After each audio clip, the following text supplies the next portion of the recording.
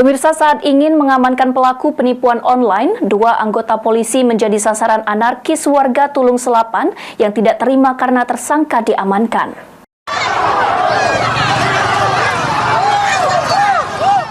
Aksi anarkis dilakukan puluhan massa terhadap dua anggota polisi di Desa Lebung Gajah, Kecamatan Tulung Selapan, Kabupaten Oki. Kejadian ini terekam kamera warga yang viral di media sosial. Aksi ini dipicu saat anggota Polsek Tulung Selapan sedang berpatroli dan hendak mengamankan para pelaku penipuan online yang sedang berkumpul di sebuah pondok di tengah hutan.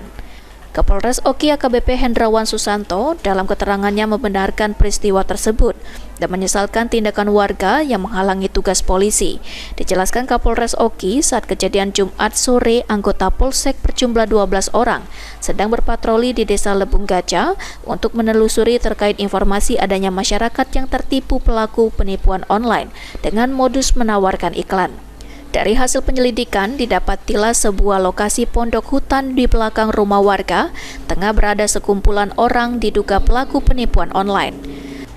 Saat penggerebekan berlangsung, para pelaku yang melihat polisi kocar-kacir melarikan diri dan berhasil mengamankan satu pelaku.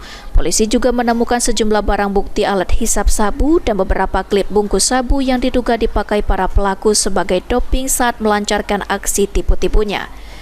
Saat hendak membawa satu pelaku menuju kantor polisi, tiba-tiba mobil polisi dihalangi dan dikepung puluhan warga.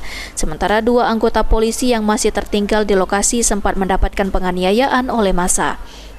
Satu anggota polisi Pripka H yang sempat dianiaya dan mengalami luka bagian wajah sempat diamankan di dalam masjid, sementara satu polisi Aibda T yang juga dianiaya diamankan di dalam rumah warga. Setelah akhirnya kedua polisi berhasil dibawa pulang dan mendapatkan perawatan medis.